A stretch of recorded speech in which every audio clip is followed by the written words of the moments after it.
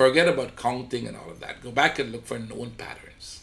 Changing Elliott Wave from the 1, 2, 3 ABC, where traders are just going crazy labeling charts, making it colorful and beautiful, not even understanding what they're actually doing themselves. I want you to have the depth of this analysis.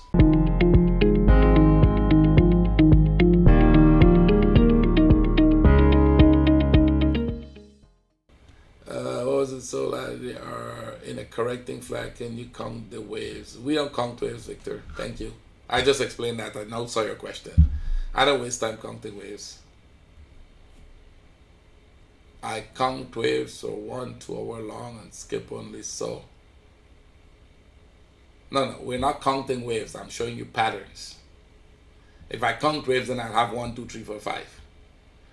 On any of the given charts that I'm showing you, for like in Euro, I spend about 10-15 minutes showing you patterns on it. If you miss that point, my friend, you missed a lot in the webinar, and you come to all of my webinar. I know that you support my videos and so on. You should know that by now. We don't count waves. I even said it. Don't count the waves. Don't waste time counting. What you're counting is patterns. What patterns you know, and the waves that you have, what patterns they're likely going to create.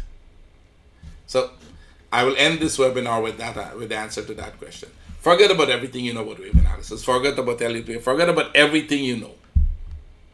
Here's what I want you to think of. This is a chart on a stock, on a crypto, on a currency, whatever you want it to be.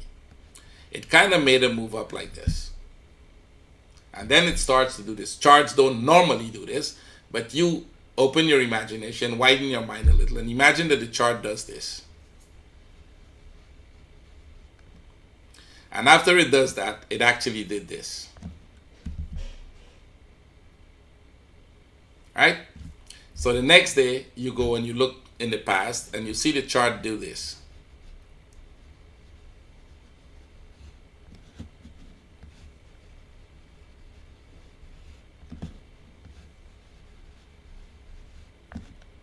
And we are in the room today, and the very same chart does this.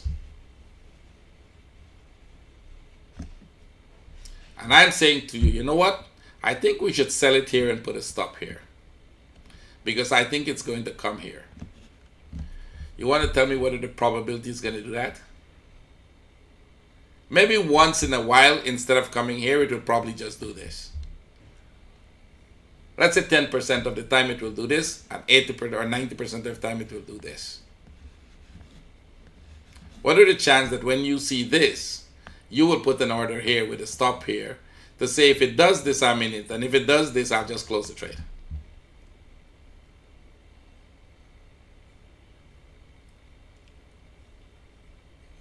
That's wave analysis.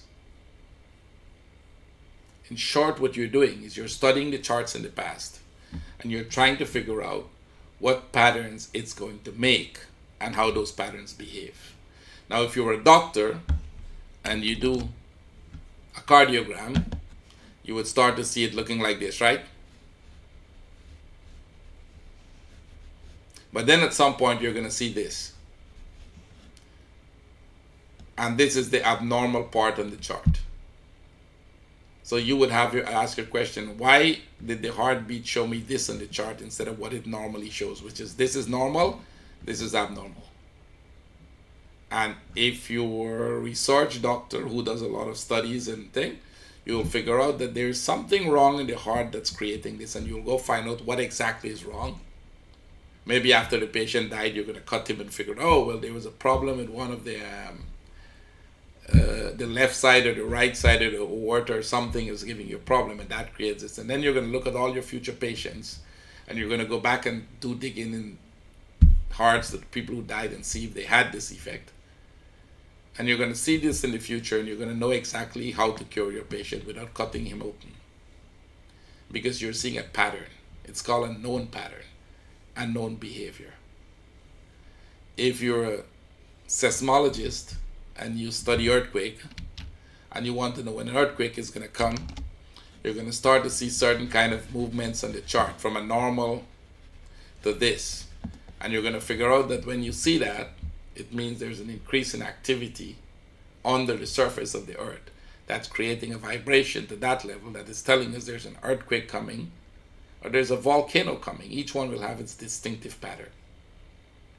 So you can warn people that sometime soon in the future, in the very, very near future, one of this is going to happen because that's a known pattern. You would have gone back and look at the past charts and see how many times that happened, how long it takes for this to happen, and how often you actually had an earthquake. It's no different from reading the charts of a stock market, of a crypto, or of that. You go back and you look for known patterns. Forget about counting and all of that. Go back and look for known patterns. And I specifically put a pattern that doesn't exist so that you can widen your thoughts of patterns, specific patterns, and how they behave. And if you see one of that in the future, you're going to ask yourself, what are the chances that the ones I saw is going to do exactly like the ones I previously saw? So if you come back in here and you look at my charts, you're going to see a lot of lines and patterns. Right? See this pattern? Every time I see this and I see this, I know I'm getting one of that. When I saw this here in the opposite direction, I know I'm getting one of that. When I see it here, I know I'm getting one of that.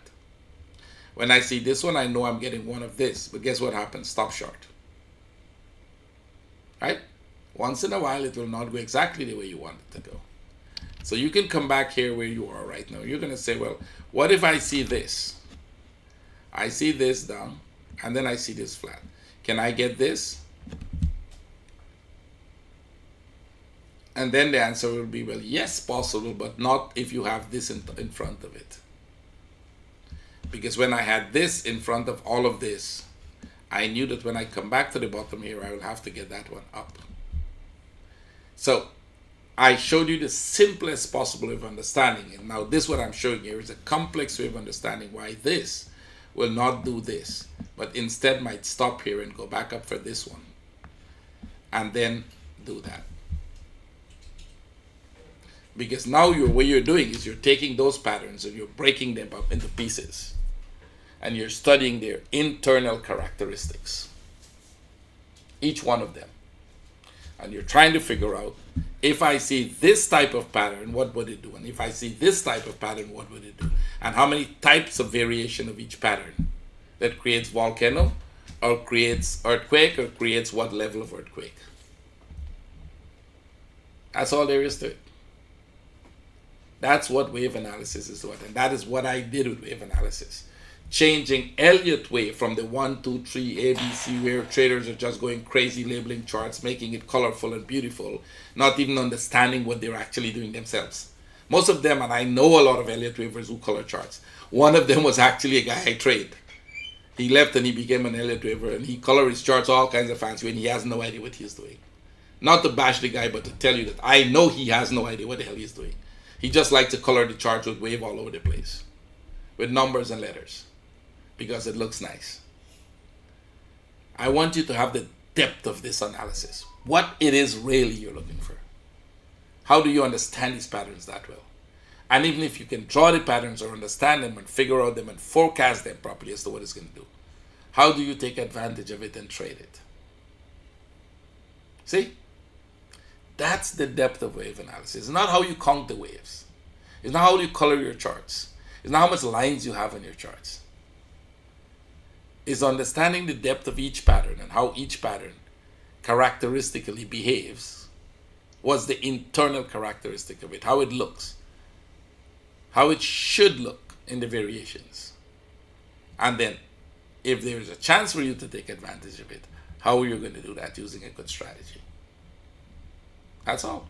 And what if it doesn't go your way, the way you expect it to go, like this one, for example? What if you get this perfect impulse and that perfect flat there, but it doesn't go like this? Instead, it stops short here.